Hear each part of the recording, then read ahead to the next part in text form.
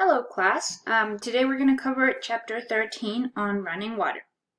So overall water, and especially running water, is one of the most important features that our planet has, and it is one of the features that makes our planet as unique as it is, especially here in the solar system where water actually undergoes a hydrologic cycle.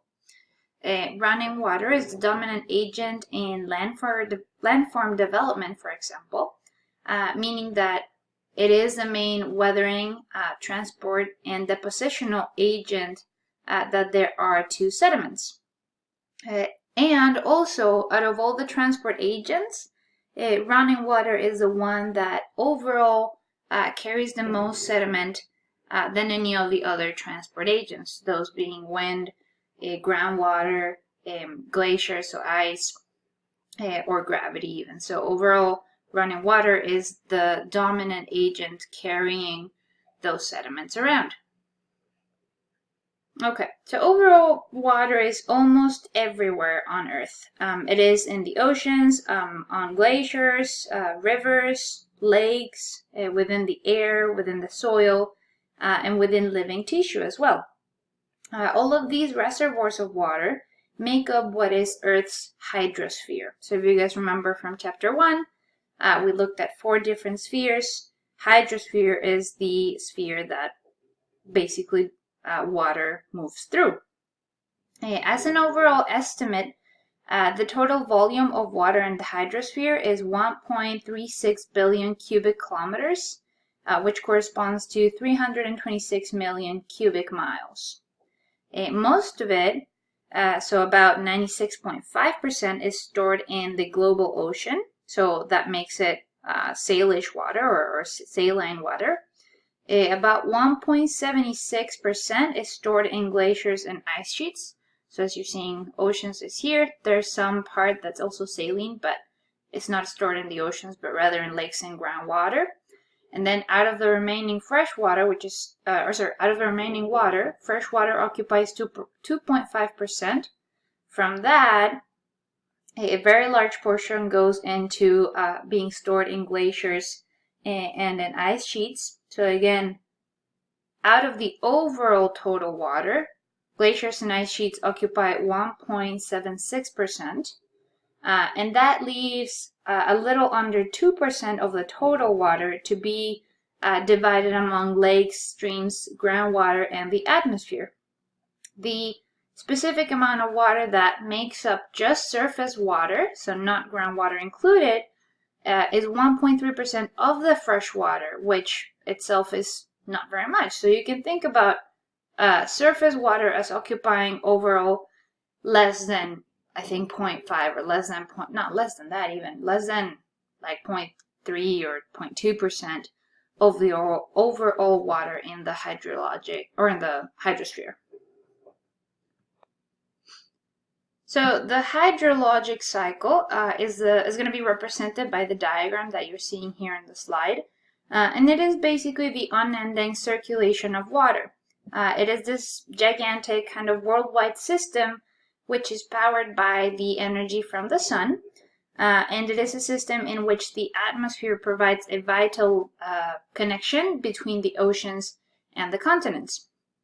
Okay, so let's go ahead and start this overall the circle by the first process within the cycle, which is evaporation. So evaporation is going to be the process by which liquid water changes into water vapor. So going from water as a liquid to water as a gas. It is thanks to evaporation that some of the water that enters the oceans through runoff will enter back into the atmosphere, and eventually through the process of precipitation it will return to land as surface water, as running water.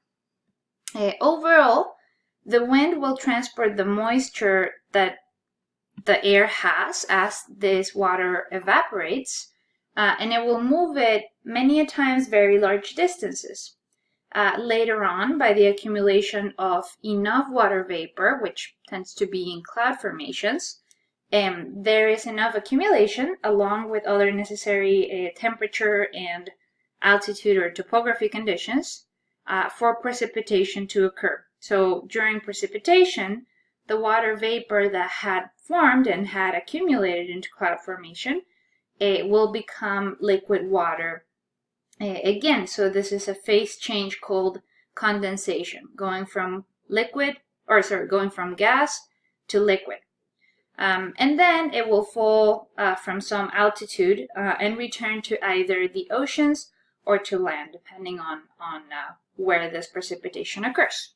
The precipitation, once it has fallen on land, can either do two things. One, it can infiltrate, or it can percolate, or it can become runoff.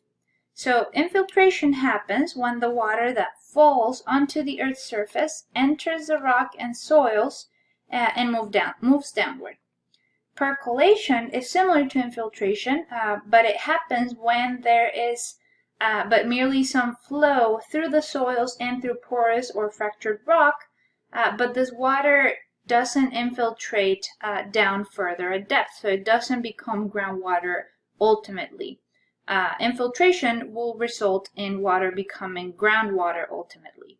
So again, percolation, there's merely some flow through the soils and fractured rock. Infiltration, there's some flow and the water moves further down in order to become groundwater in the end. When the rate of rainfall exceeds the ground's ability to absorb that water, the surplus water over the surface will flow again into lakes or streams of some sort. So this flow into surface water bodies is what we call runoff, okay? So runoff, it's just one word. Another portion of the precipitated water, so some of the water that falls typically on land, relatively often in the oceans, it will actually be stored either as ice or as snow. And some of it is stored either short-term, meaning that it will melt and flow as runoff, or it will infiltrate in a matter of years. But some of it will be longer term, so it might do these things within a matter of thousands or even millions of years. And then, lastly, a portion of the water that in fact does percolate through the soils is used and it is absorbed by plants. Some of the water that has been absorbed by plants is sometimes released back into the atmosphere through a process that we call transpiration. So this is what's ongoing right here. Some plants have used the water that has percolated, just like down here, or even some of the water that has simply percolated through the soils, and that water basically evaporates back into the atmosphere, but it does so through a process which we call transpiration. So the water has been used by organisms and then returns back into the atmosphere. So, because both evaporation and transpiration involve the transfer of water from the surface directly to the atmosphere, they are often considered kind of together as a combined process, which people called evapotranspiration. Okay? The absolute quantities that are cycled through the atmosphere over a 1-year period are estimated to be about 380,000 cubic kilometers, which would be enough to cover the Earth's entire surface to a depth of about 1 meter. So 1 meter is about 3.3 feet. So you can picture the amount of precipitation year-round on Earth to be about 3 feet or so. Also, let's keep in mind throughout the lecture and also throughout our everyday life that the hydrologic cycle is a balanced cycle, meaning the overall evaporation or evapotranspiration will match the overall precipitation. If the sea level, for example, continues to rise at a high grade, then we know that there has to be some change within this cycle. But overall, if the sea level doesn't change dramatically, then the hydrologic cycle is at balance. All right, so as I said in the last few slides, some of the water that falls on land will either infiltrate or percolate. Some of it will be stored in ice and snow. Some of it will be used by plants through the percolated material.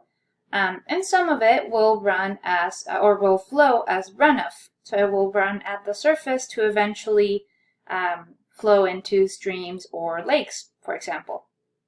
The amount of water that will do one versus the other, so will be either infiltrated or it will just simply run off, it is dependent on a few factors. And those factors are the intensity and the duration of the rainfall, the amount of water that is already within the soil, the nature of the surface material, the slope of the land, and finally the extent of the extent and the type of vegetation where that rainfall occurs.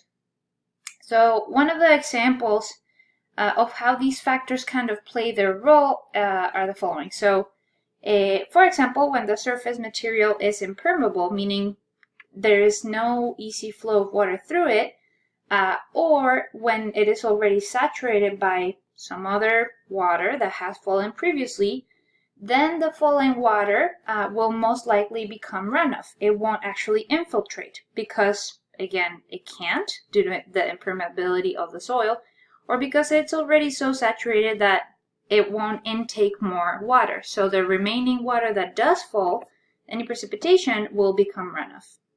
Another example is when you have steep slopes or when there is little vegetation, then there is a high probability that the water that does fall will become runoff as well. So in steep slopes, the water is not able to flow as nicely downwards into the soils, but it will rather move on top of those steep slopes and flow downwards. And if there's little vegetation, there's little chance that it will be used by it, so it will also flow downwards a little bit faster. Also in areas where there's a lot of impermeable building materials, like in the cities, then it is more likely that any precipitation also becomes runoff rather than infiltrates within the soils.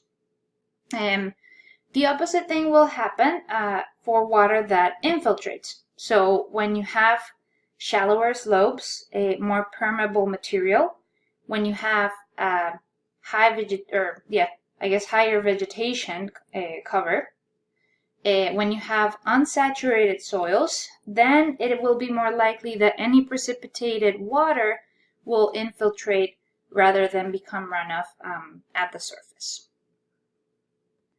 So if the precipitated water does become runoff, then it will flow in organized and specified channels. But before these channels start to form, it will initially flow as sheet flow. And we have talked about this a little bit in Chapter 6. So sheet flow are thin and kind of broad and also unconfined sheets of water that are flowing through right after the water droplets fall. These unconfined flow will eventually develop kind of threads of currents that form tiny channels, which we call rills. So rills within the picture over here would be a little above the gullies, but these are all rills within this picture that you're seeing, eventually forming the gullies right below. Rills over here on the sides, the bigger ones being the gullies. So you can sort of picture how those are. Rills will afterwards start to meet and they will form larger depressions, which we call gullies. These larger depressions obviously will carry along with them a little more water. So now these guys are gullies. These larger one is a gully, and then this other one as well. And then these larger depressions, also gullies. Gullies themselves will then also meet to form streams, as you're seeing kind of over here. So these gullies right here kind of all meet to make up the stream. And eventually there will be the streams will become sufficiently large, but not to a defined size necessarily, and then we call them rivers. So many times the terms stream and river are used interchangeably, but geologists define streams to be water that flows in a channel versus a river, which is a general term for streams that carry substantial amounts of water and have numerous tributaries.